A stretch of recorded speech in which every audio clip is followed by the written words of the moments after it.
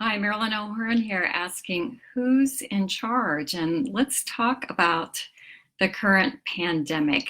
I don't know about you, but I sometimes have a hard time when I'm not in control, and I'm not in control of this pandemic. Is anyone else with me on this?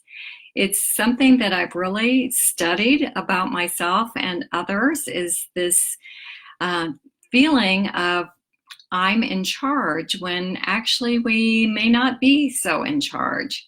So we can be in charge of some of the things that we do in response to a pandemic or other VUCA challenges, volatile, uncertain, culturally complex, and ambiguous. And the pandemic has just taken that to a new level. The leaders and coaches that I partner with were already stressed living in this VUCA world, and now it's just been taken to a new level. And I know that I can either be like holding on for dear life or wanting to feel like I'm curled up in a ball waiting for this to just kind of roll over me and pass by. And I want to know, how are you handling it? Um, so I want to share four things that I've done that have helped me through this, and also to say how inspired I am by others who are more impacted by this than I am. I've been home officing for 2 decades, and working virtually, so that's not a big adjustment for me. It is a big adjustment, um, in that the things that I looked forward to get out of the home office have all been canceled. So, one of the things that I talk about doing is more virtual, let's get together. So, that's one of the purposes of this Facebook Live. And hi, Karen and Burton, it's good to see you. So, feel free to post in the comments section how you're getting through this and how you work through this, being in charge, or just accepting some things are out of our control. We cannot be in charge of them. And then how do we handle that? How do we learn to trust when the trust is warranted? And how do we know when it's time to step up and be decisive and take extra action?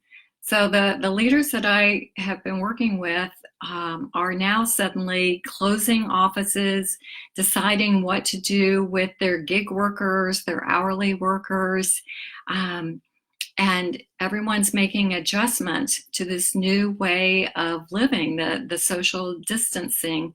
And I'm so proud of and inspired by them that even in our work together with teams and with leaders, I'm seeing their capacity, and that gives me hope for how we're going to move through this, that they're still looking at how can I be doing this better, and that the coaching space creates that place where you have a thought partner to talk things through with, and it's invaluable.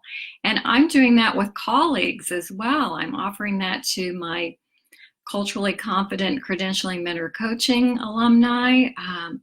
And I'm also within a coaching group that I'm a part of. We're doing virtual coffees, and I've used that with organizations before and boards to stay in touch when it's a global team or it's a global board, just to have that regular opportunity to be interacting, sometimes even just casually, like you used to, seeing each other passing through the hall and you're not anymore, to catch up on life as well as what's going on the team, the board, the organization. So virtual coffees is one.